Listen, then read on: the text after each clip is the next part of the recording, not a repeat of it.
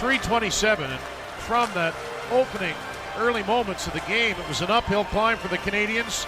Well, they've got themselves an uphill climb now. The Tampa Bay Lightning are one win away from their second consecutive Stanley Cup. They win this one 6-3 at the Bell Center. Our next subject seems like it's something I came up with, but I swear to you I did not. What do the Habs and Star Trek have in common as we prepare for Game 4 tonight at the Bell Center? Habs and Tampa Bay Lightning. Habs down 3-0. Fingers crossed, pray and hope. Maybe we can turn things around. Our next guest says that hockey and Star Trek have a few things in common, particularly when it comes to the Habs. Daniel J. Rowe is a digital news and sports reporter across the street at CTV Montreal. Oh, did we lose Daniel? We lost Daniel. We're going to get Daniel back. Now, Daniel has been writing for CTV Montreal, and he's got a quirky idea, I think. And, of course, the team here behind the scenes thinks, well, this is right up Elias's alley, right? It's about Star Trek, and it's about hockey and how they merge together. Now, I think this has been very popular, especially when you think about how things have to be clickable. And let me tell you, when you come up with a headline, time for the Habs to enter the final frontier, you can get a lot of people interested. Daniel J. Rowe is on the line. Hi, Daniel. Hi, Elias. How are you? It's great to talk to you. Okay, listen, Daniel, you wrote a story on CTV Montreal about the connections between the Habs and Star Trek. I have it on good authority that article was so successful, you're doing a second one. It's dropped this morning. It is Judgment Day. It was very clear where I was going with this one.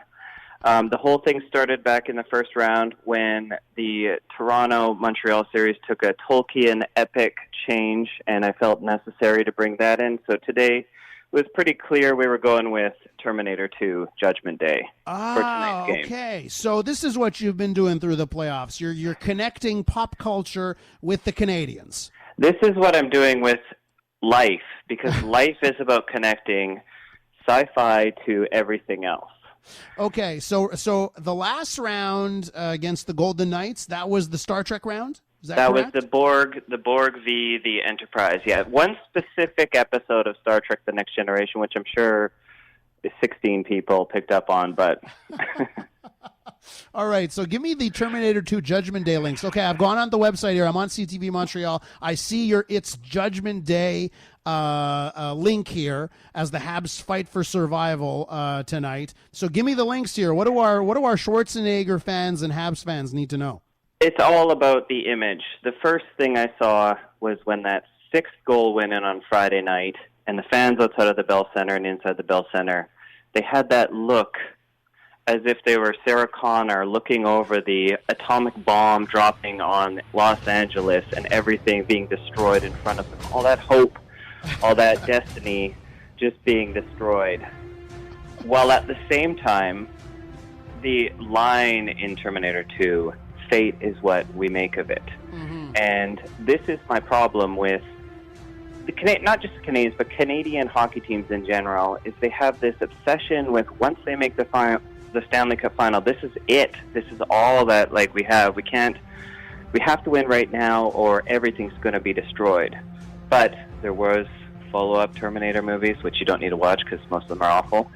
But there is something in the future that you can build on. So at the same time as it being pretty bleak right now, down to 3-0, needing, Sarah John Connor type momentum heading into tonight, but there's also next year that you can build on, and there's another season that will come up in, I don't know if you know this, but in September, October, there will be another season of hockey.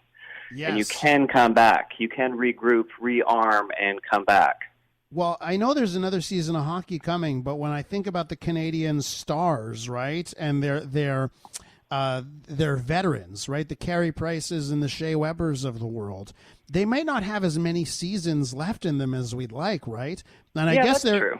And I guess there's the connection there with the different types of Terminators, right? You've got because there's the Schwarzenegger Terminator, and he was the old model, right? Yeah, the old model that came back and eliminated the T-1000 and T2. Yeah, for sure. And then there was who's Skynet another in one all that this? came back in the next one. Yeah. Who's Skynet in all this, Daniel? Who's which? Who's Skynet? What's the Skynet, force?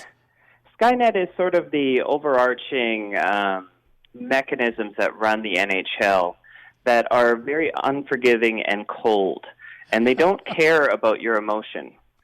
Being from the West Coast, as you know, I watched my hometown hockey team make it to the Stanley Cup Finals in 2011, also a team of destiny, also with all of these references to the past, and we should have blah, blah, blah.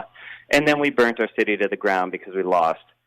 And that's because Skynet, the NHL, does not care about your emotions. Tampa Bay is like a product of Skynet. They're so efficient. They just kind of keep coming at you, keep like attacking you, and you play a really good game, and then you look up and you've just lost it somehow. It's very hard, but remember, this is the Tampa team that got humiliated 2 years ago.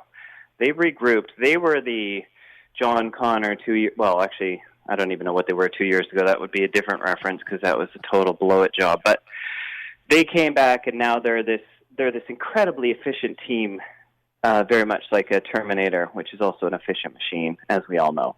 We're with Daniel J. Rowe from CTV News across the way on Papineau. Daniel, what about changes for tonight? If there's any connection you can make, I hear it. I just got in this word here that Jesperi Kotkaniemi is a healthy scratch. It's going to be Jake Evans in his place, and so one of the members of the youth movement going to be watching from the sidelines tonight. Yeah, I don't know if that was the change anybody wanted, but I mean, they had to do something. There's that scene in Terminator where they go to the desert and they go get all rearmed. They'll grab all their weapons and come back. And that I added that in my article this morning. And that was something that, like, maybe, I don't know, game 3 they could have done. But regardless, they had to do something. I guess a lot of people were wanting Romanov to come in, Jake Evans, Thomas Tatar maybe. Mm-hmm. But I feel like they're, not to bring another James Cameron film into it, but there's a little bit of the rearranging furniture on the sinking Titanic here. Because when we got into the series against Tampa Bay, I made the connection. I used The Empire Strikes Back as my theme for that article. Mm-hmm. But I was questioning, like, what is Steve Stamkos going to do? This guy who's been so good for so long and has never really performed on this stage. And the answer was he kind of did nothing, and it kind of didn't matter because they had so many different weapons to come at us. So, I mean, Jake Evans, that's nice. I like that he's back because you always like when someone has a concussion comes back, and that might be exciting to see.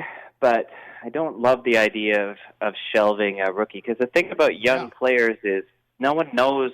They're too young to know any better. They go at it with excitement. So, and the early returns on Twitter and social media, people not happy with that decision, and also that Romanov's going to be in the lineup. Apparently, he's, that's good. That's one thing. He's apparently on the third defensive line. Daniel, there is a third defensive line on the Habs. That's it. There is a third defensive line. I love that so much. Janet, can I ask you one question before I let you go here? When you write a hockey story and you put it under the guise of whether it's Terminator or Star Trek or Lord of the Rings, do you actually see like a huge bump in clicks? Like, obviously you've been doing it for the whole playoffs. There must be a reason why. These are popular, right? They're pretty popular. They're they're popular amongst, I think, people that realize this is sports and it's fun to write about them and be a goof a bit. I was listening to a sports radio this morning, and the person on it, I won't say which one or who it was, but he was so serious and so angry, and I was like, that kind of is not what we should be like. This is why, Vancouver has a riot in 2011, and people get in fights after games. We shouldn't be fighting with people after. We should be sad, and cry like every good sports fan when your team loses. But you have to remember that this is a game, and like I said, the season will return next year. There'll be another loss. There'll be more tragedy. There might be a victory sometime. But, I mean, if the Boston Red Sox in 2004 taught us anything, is that there's a fun in sport, and that kind of leads to like goofs like me that are obsessed with sci-fi making these weird comparisons. And we should have learned from the first round against the Maple Leafs, too. You can never say never when it comes to sports. Daniel J. Rowe, thanks so much for coming on the show. Thanks so much, Elias.